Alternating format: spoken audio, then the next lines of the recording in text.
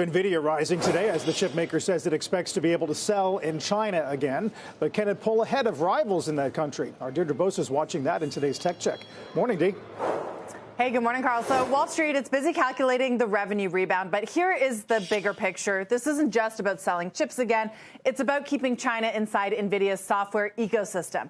Now, the H20 chip, it is actually slower than many of the alternatives on the market, including Huawei's Ascend. But China's AI developers, they're still building on Nvidia's CUDA. That is the software layer that tells the chips what to do and how to train the AI models. So it's like an operating system for AI development that everyone from Alibaba to DeepSeek build on. And that is the real lock-in. Had Washington fully blocked Nvidia from selling even downgraded chips like the H20, it would not have stopped Chinese AI. It would have just accelerated Huawei's push to build a homegrown alternative, something David Sachs was talking about earlier on in the hour. Now, Huawei is already reportedly redesigning its next AI chip to make it easier for developers to switch off CUDA. The goal is to win over Chinese companies that still rely on Nvidia's software, even when they can't easily buy the software. So a full ban could have handed Huawei the opening that it needed, a captive market with no choice but to build around its own chips and its own ecosystem.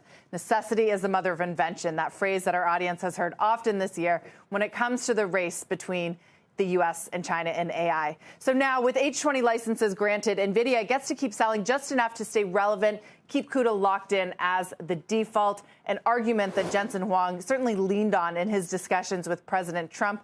And this tracks a bigger shift as well, guys, a strategic shift that we've seen emerging from this administration, and that is a move away from hard bans toward a policy of controlled diffusion. The idea that if you block AI access entirely, it forces adversaries like Huawei to build independently. So instead, the goal is to keep American technology and American standards entrenched globally, even in rival markets. And again, that is another thing that David Sachs told you guys earlier that is key to winning the AI race. Jensen Huang hit on those points. That has been a successful playbook so far in this administration. Well, no question Wall Street's happy about it. I do wonder, though, if there are security implications of it from some of the experts there, but that's another story. Thank you, Deirdre. Deirdre Bosa. Thanks.